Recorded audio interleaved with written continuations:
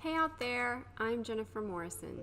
The video you are watching is a time lapse that I created from a drawing that I did of these tulips using colored pencils. This drawing took approximately 20 hours, which makes it one of my longer drawings. The paper that I used for this drawing was the Arches hot press watercolor paper. I used several types of pencils including Prismacolor, Caran Luminance, Faber Castell Polychromos, and the Derwent drawing pencils. This drawing is the fifth in a series of 20 tulips that I am planning to draw for spring. You can find the first two drawings from this series here on my YouTube channel.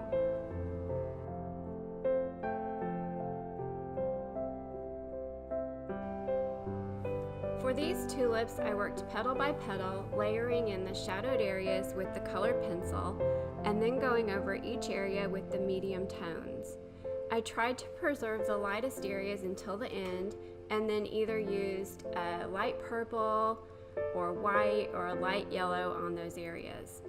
Then I went over the entire drawing with Gamsol to dissolve the pigment into the paper and create a nice smooth base for the rest of the layers.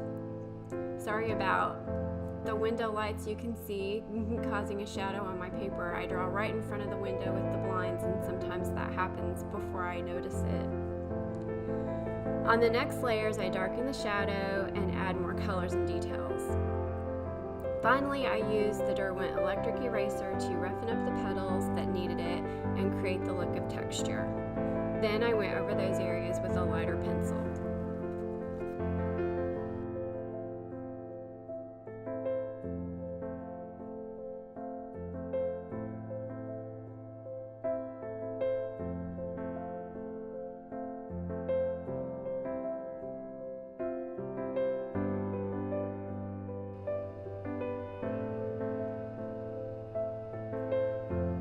See me starting an outline for this purple tulip. You can see first I'm putting in the darkest areas, the darker reds, darker purples, and creating those background sort of lines. And then once I get that all filled in, it looks kind of crayony at that point. Here's where I'm going over that with the Gamsol, and you can see how it smooths everything all out. Now I'm going over the entire tulip with the second layer of pencil, using those purples, some pinks, some reds, to get that effect of kind of a glow from the back of the tulip coming through. That's red and a little bit of orange. So I'm kind of letting that dry or set a little bit, and so I'm working on another area here with the leaves, and I'll go back later on. I've found that if I let the pencil sort of rest for a little while, even sometimes overnight, I can come back in and put the whites on top using the Derwent Chinese white, and it sticks really well. See there, I'm putting the white over that. You can see that it just sort of seems to stick better after it's sat there for a little while.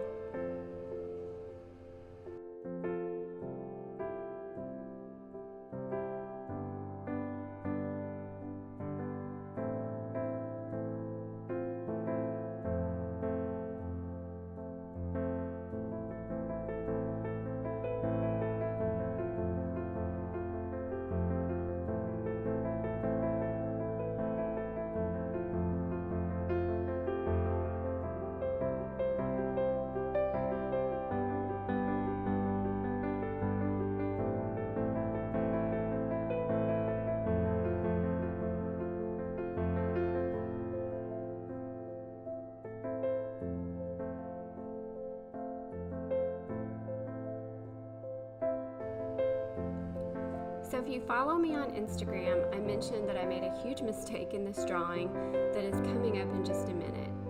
I've seen other artists layer Copic markers underneath their colored pencil as a base. I have experimented a little using these markers on top of pencil in areas that I couldn't get dark enough, and also to help blend as a substitute for the Gamsol since they're alcohol based. So with this drawing, I was starting to get impatient, as I often do with a larger piece.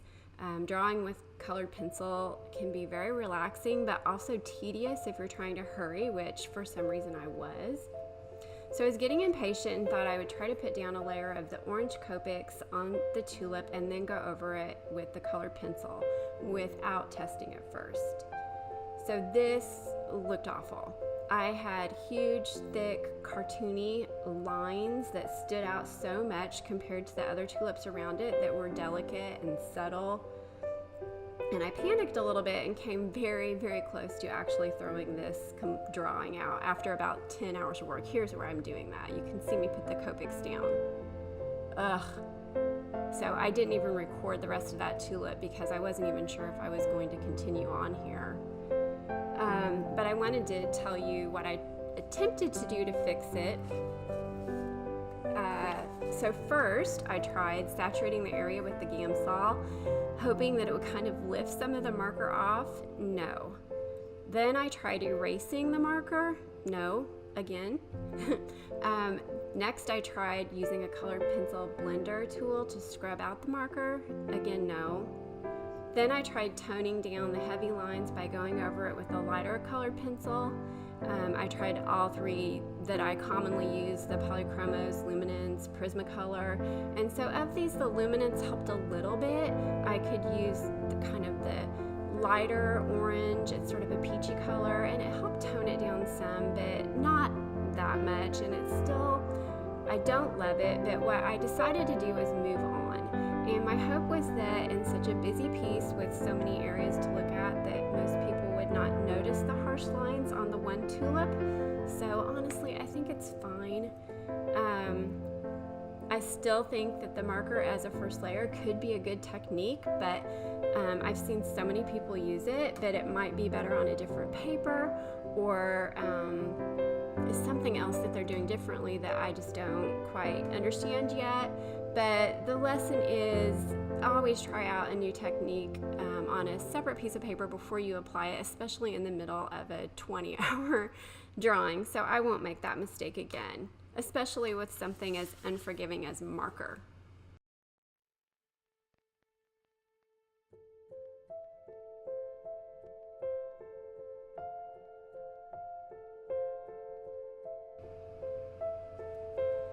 So moving on, I ended up loving this piece, and I'm already excited to start work on my next drawing in this series of tulips.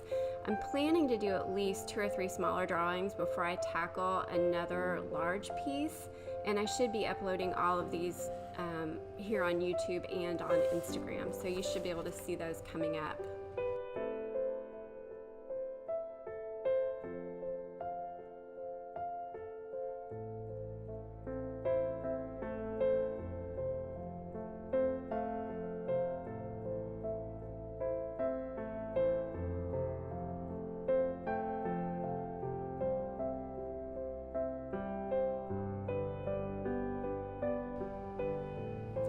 If you like my work, please subscribe to this channel and give it a thumbs up.